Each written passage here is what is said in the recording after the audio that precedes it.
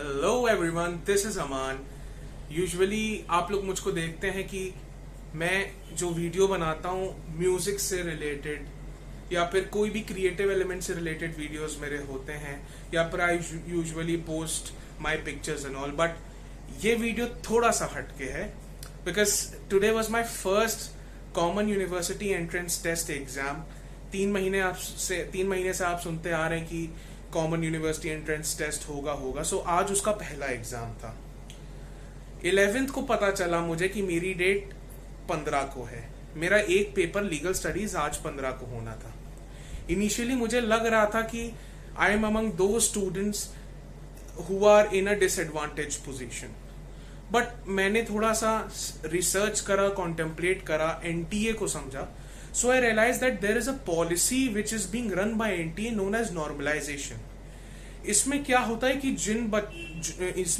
है कि for example अगर एक सेशन में किसी बच्चे के मार्क्स ज्यादा हैं, वो टॉपर है। दूसरे सेशन में किसी बच्चे के मार्क्स कम हैं बट वो उस सेशन का टॉपर है। सो क्या होता है, इसमें दोनों के मार्क्स को इक्विलिब्रियम पे लाया जाता है ताकि जो इनके पहले एग्जाम्स हुए हैं उनको डिसएडवांटेज ना हो।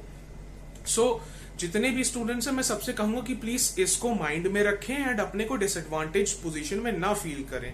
We all are on a level playing field, चाहे हमारे पास जितने भी दिन हो। अब मैं बात करता हूं एग्जामिनेशन सेंटर की एंड ओवरऑल एक जो एक्सपीरियंस था वहां पे कैसा था। I will say the kind of centres chosen by national testing agency, I can say थोड़ा फार हैं बट स्टिल सेंटर्स काफी अच्छे हैं। Ventilation and all is good. जो टीचर्स हैं या फिर यू कैन से स्टाफ है वहां का, that is also cooperative. Computers are running very well, computers में कोई भी दिक्कत नहीं हुई। एनटीए ने कोई भी कॉम्प्लेक्स प्रोसीजर नहीं रखा है जो यूजुअली कंप्यूटर बेस्ड टेस्ट्स में होता है। ऐसा कोई भी प्रोसीजर नहीं, इट्स वेरी सिंपल। आप जाएंगे, आपका लेफ्ट थंब का फिंगरप्रिंट वहां डिजिटली लिया जाएगा, there will be a photographed click and आपके एडमिट कार्ड पे नंबर लिखा जाएगा, that would be your computer number. So आप रो वाइज जाएंगे, फॉलो करते करते उस कंप्यूटर नंबर पे बैठ जाएंगे। सामने आपको आपकी फोटो दिखेगी एंड आपका नाम दिखेगा। प्लीज ये चीज ध्यान रखिए कि आपका वहां पे नाम करेक्ट होना चाहिए और आपकी फोटो करेक्ट होना चाहिए।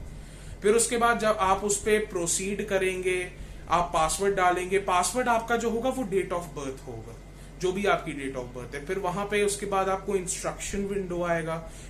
आई will suggest to every student, भले ही आपने इंस्ट्रक्शंस पहले से पढ़े हो, but once again read the instructions very very carefully. I repeat, read the instructions very carefully, तभी उसके बाद मूव ऑन करिए। Because at times we tend to forget instructions. ये होता है बिकॉज लिमिटेड टाइम है, प्रेशर मेंटली उस specific period में हम पे काफी होगा एज स्टूडेंट्स, बिकॉज हमें इतने टाइम में एक्यूरेटली क्वेश्चंस करने हैं।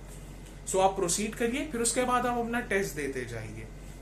रिगार्डिंग दो स्टूडेंट्स जिन्होंने legal studies as a domain लिया है, मैं कहूंगा सेशन 1 जुलाई वाइज अगर मैं बोलूंगा, so paper wasn't that tough.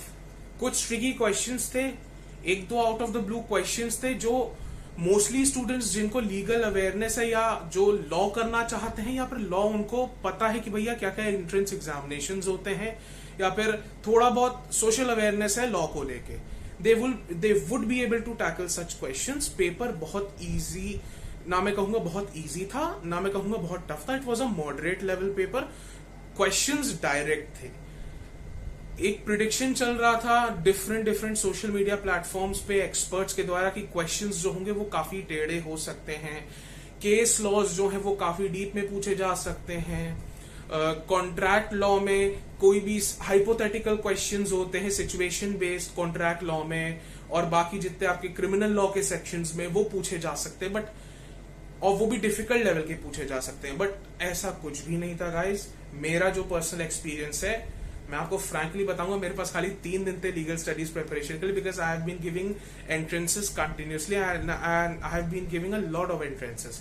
मेरे पास खाली 3 दिन थे, मैंने 3 दिन में स्क्रैच से लीगल स्टडीज का सिलेबस पढ़ा है। तो अगर मैं कर सकता हूं तो आप भी कर सकते हो। Understand this. आपको एक फोकस के साथ और स्ट्रैटेजी के साथ चलना होगा। कोई मैराथन यूट्यूब पे देखने की जरूरत नहीं है, कोई रैंडम गाइड बिल्कुल भी ना पकड़िएगा।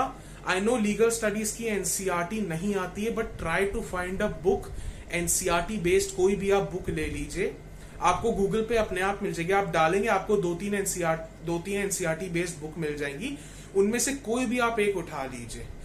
आप ये भी ट्राई कर सकते हैं कि गूगल पे सर्च कर सकते हैं फ्री पीडीएफ्स एनसीईआरटी की।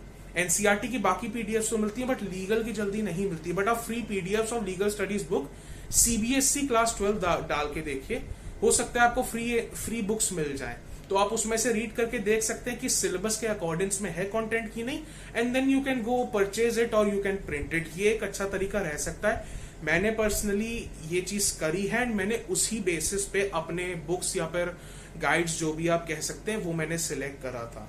सो लीगल स्टडीज के पर्सपेक्टिव को लेके मैं यही कहना चाहूंगा कि कोर पे फोकस करिए, try to read more and more NCERT based book, ज्यादा से ज्यादा उसको पढ़िए, प्रैक्टिस क्वेश्चंस आयल से, अगर आपके पास टाइम है आप कर लीजिए, मैराथन देखना है तो आप, अगर आपके पास टाइम है, आपने सिलेबस कंप्लीट करा हुआ है तो आप देख सकते हैं, बट मेरी तरफ से इट्स नॉट अ रिकमेंडेशन। जुलाई के पर्सपेक्टिव से तो मैं यही बोलूंगा, अगस्त में मुझे लगता है बिकॉज टाइम मिलेगा बच्चों को, तो there could be some questions which would be more conceptualize और hypothetical questions, not conceptualize exactly, but hypothetical questions, situation based, related to contract law, criminal law, arbitration, mediation, conciliation से related आपके जो questions हो सकते हैं, ये सब चीजें आ सकती हैं। तो try to practice as much as you can, and मैं यही कहूंगा, best wishes to everyone, कर हर मैदान फतेह। Thank you guys.